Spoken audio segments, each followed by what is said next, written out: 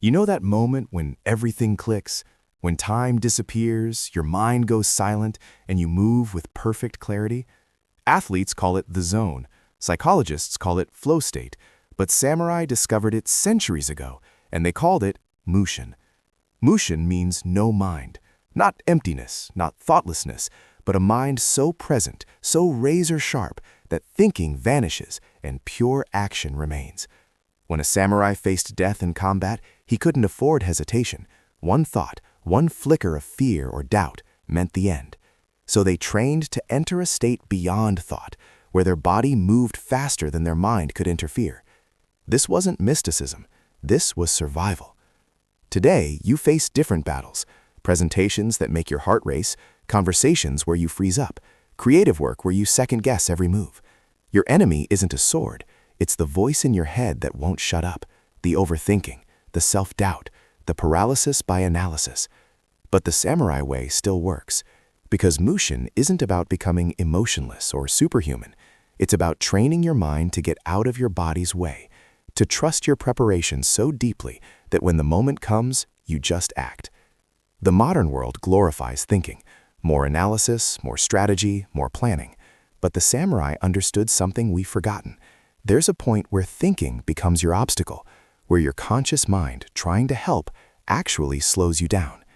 This video reveals the ancient samurai practices that unlock Mushin, adapted for your life today.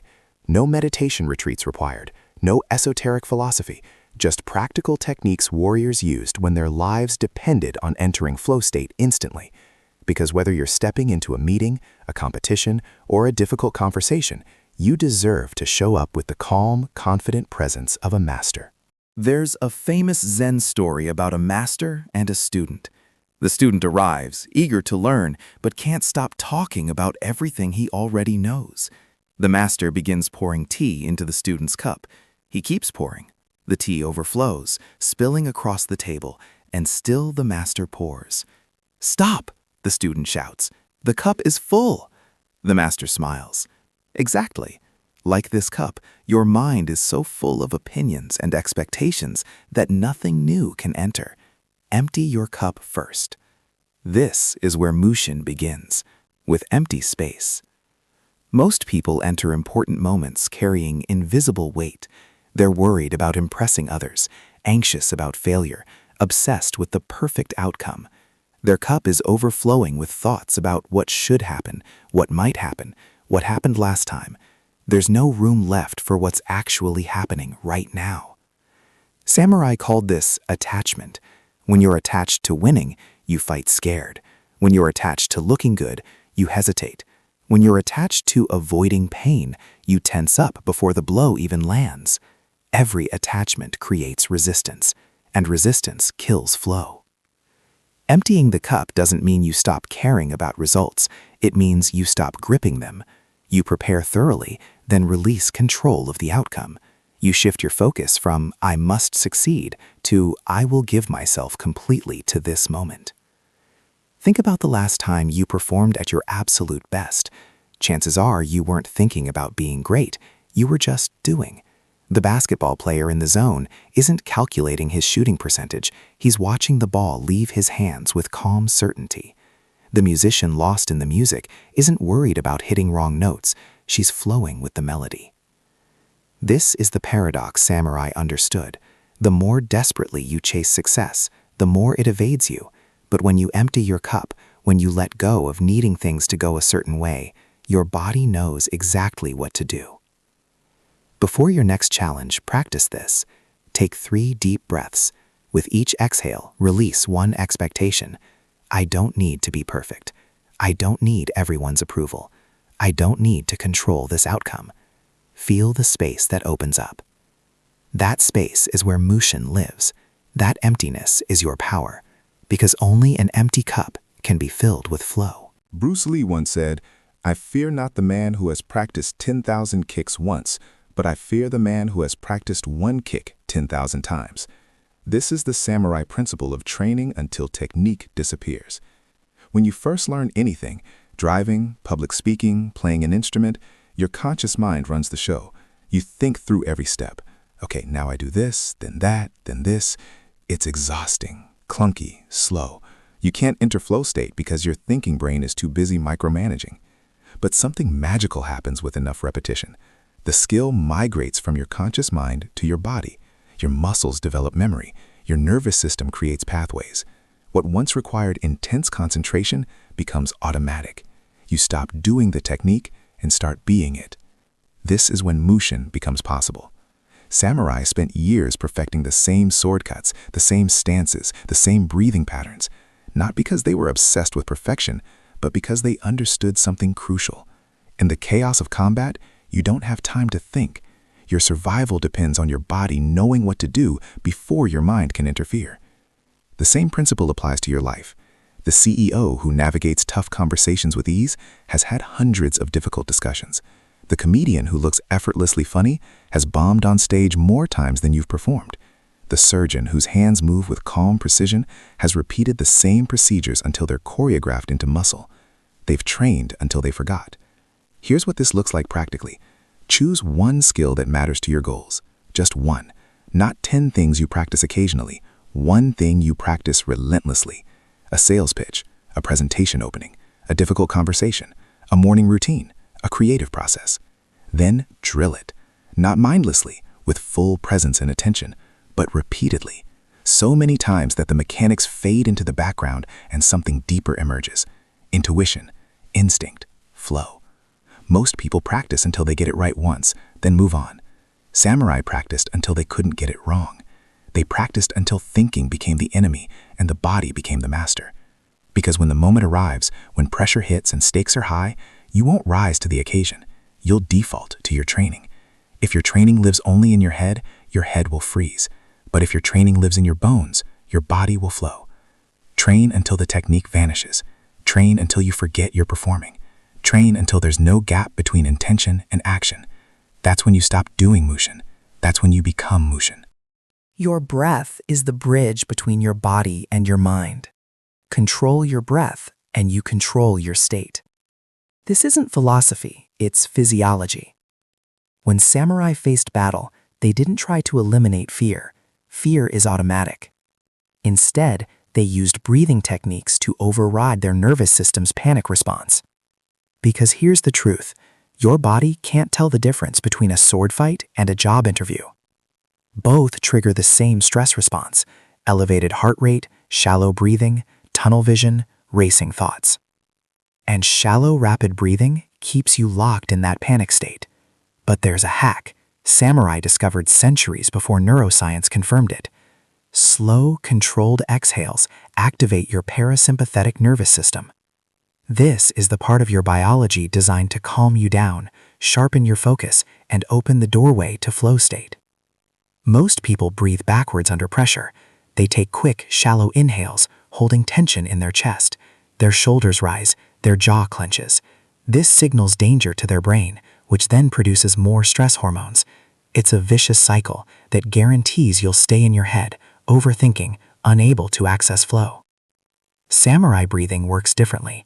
It's called tanden breathing, breathing deep into your lower belly, not your chest. Inhale slowly through your nose for 4 counts. Pause. Then exhale even more slowly through your nose for 6 to 8 counts. The exhale is longer than the inhale. This is critical. Why? Because the exhale triggers your vagus nerve, which tells your body, we're safe, stand down, enter focused calm. Your heart rate drops, your mind clears, the mental chatter quiets. Suddenly, there's space between you and your thoughts. That space is where Mushin appears. Before the samurai drew his sword, he took 3 deep breaths, not to hype himself up, to settle himself down, to drop from his racing mind into his centered body, to become present with what is, rather than terrified of what might be. You can do this anywhere. Before a presentation, take 3 tanden breaths in the hallway. Before a difficult phone call, breathe slowly for 60 seconds. Before starting creative work, use your breath to shift from scattered thinking to laser focus. Here's the practice. Place 1 hand on your chest, 1 on your belly. Breathe so only your belly hand moves. Your chest stays still. Inhale for 4 counts, filling your lower abdomen. Pause for 2. Exhale for 6 to 8 counts, emptying completely. Repeat 5 times. Notice what happens. Your shoulders drop, your jaw relaxes, your thoughts slow down. You're still you, but calmer, clearer, more capable. This isn't meditation. This is tactical state management. Samurai didn't breathe this way to reach enlightenment. They breathed this way to stay alive, and it worked. Your breath is the fastest, most powerful tool you have to enter flow state on demand. No equipment needed, no perfect conditions required. Just you remembering to breathe like your performance depends on it, because it does. Here's the uncomfortable truth. You cannot train for flow state in comfort. Mushin doesn't emerge when things are easy. It appears when the stakes are real and there's no room for hesitation. Samurai understood this deeply. They didn't practice sword techniques in safe, controlled environments and hope those skills would magically transfer to life-or-death combat. They deliberately created pressure in training that matched or exceeded what they'd face in battle. They sparred at full speed. They trained exhausted. They practiced in darkness, in rain, on unstable ground. They put themselves in situations where hesitation meant getting hit. Why? Because your nervous system adapts to the specific conditions you train under. If you only practice when you're calm, rested, and comfortable, that's the only time you'll perform well. But pressure, real pressure, rewires your brain. It teaches you to access flow state precisely when you need it most. This is called stress inoculation. Small, repeated doses of manageable pressure build your capacity to handle larger doses. The samurai who trained under intense conditions developed what they called fudoshin, an immovable mind, not because they eliminated stress, but because they'd experienced worse in training. Most people do the opposite. They avoid pressure until it's unavoidable, then wonder why they freeze when it matters. They rehearse their presentation alone in their bedroom, then fall apart in front of 50 people. They practice their pitch to supportive friends, then crumble when facing skeptical investors. The gap between their training environment and their performance environment is massive. Close that gap. If you want to speak confidently in meetings, practice speaking when your heart is already racing, after sprinting, or in front of a camera with a timer counting down. If you want to think clearly under scrutiny, practice your skills while someone watches and judges you. If you want to perform when exhausted, train when you're tired, not just when you're fresh. The principle is simple. Make training harder than the real thing. Samurai had a practice called shugyo, austere training designed to forge mental resilience. They'd stand under freezing waterfalls, meditate in extreme heat, fast for days while continuing to train. This wasn't punishment or machismo. It was intentional discomfort that expanded their window of peak performance. You don't need to stand under waterfalls, but you do need to stop hiding from pressure. Volunteer to go first, set tight deadlines, practice in front of people, raise the stakes in training so real stakes feel manageable. Here's your practice. Identify your next high-pressure moment. Now create a training scenario that's 20. Your brain will resist. It'll tell you to wait until you're ready. But readiness doesn't come from comfort. It comes from exposure. Samurai earned their calm not by avoiding battle, but by facing it so many times that their nervous system stopped treating it as an emergency. Flow state became their default under pressure because pressure was their training ground. Stop practicing in the shallow end.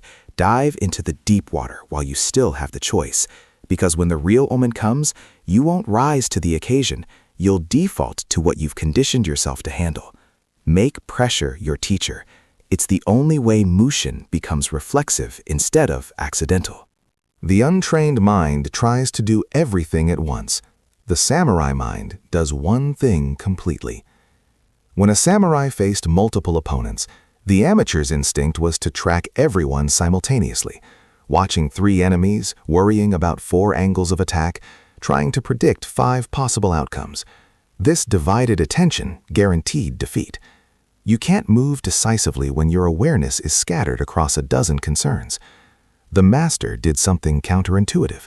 He chose one opponent, one target, one strike. He gave his complete attention to that single point, trusting that total commitment to the immediate action would handle what came next. Not because he ignored the other threats, but because fragmenting his focus made him vulnerable to all of them. This is the essence of Mushin in action. Singular focus that's so complete, it becomes effortless. Your modern life bombards you with the same challenge. You're in a conversation but thinking about your next meeting. You're working on a project but worrying about tomorrow's deadline. You're trying to be present with your family but replaying today's mistakes. Your attention is everywhere, which means it's effectively nowhere. Flow state cannot exist in fragmentation. It requires what samurai called zanshin, remaining mind, not a wandering mind, not a divided mind, a mind that stays completely with the task at hand, even as circumstances shift. Here's the practice. Before any important action, identify your one point of focus. Not three things, not your overall goal. One specific point where your attention will live. If you're giving a presentation, your one point isn't deliver a great talk. That's too broad. Your one point might be connect with one person's eyes before starting each new idea, or feel your feet on the ground while speaking. One tangible focal point that anchors you in the present. If you're having a difficult conversation, your one point isn't resolve everything. It might be listen until they finish completely before responding. One point, total commitment. If you're creating something, your one point isn't make it perfect. It might be complete this one section with full attention, then move to the next one point. The samurai sword strike illustrates this perfectly. The untrained fighter thinks about their stance, their grip, their target, their follow-through, what happens if they miss. 6 thoughts fragmenting their energy. The master thinks about nothing. His entire being concentrates into the edge of the blade meeting one precise point. Everything else is preparation that's already complete, or consequence that hasn't arrived yet. This moment, this breath, this action, nothing else exists. That's not tunnel vision, it's precision focus. You're not ignoring context, you've internalized it so completely that conscious thought becomes unnecessary. Your peripheral awareness remains, but your concentrated attention lives at one point. Modern productivity culture tells you to multitask, to maximize, to split your attention across competing priorities. Samurai wisdom says the opposite. You become most effective when you become most singular. One task, one moment, one point of total presence. Try this now. Choose the next thing you need to do. Before starting, take one breath and ask, what's my one point of focus? Not your goal, your anchor. The single thing your attention will return to whenever it wanders. Then give yourself to that one point completely. When your mind drifts to what's next or what went wrong, return to your one point, again and again. This isn't fighting distraction, it's training focus like a muscle. The samurai didn't enter flow state by trying to be aware of everything. They entered it by being completely present with one thing, the next strike, the next step, the next breath. One point, total focus. That's where thinking ends and Mushin begins.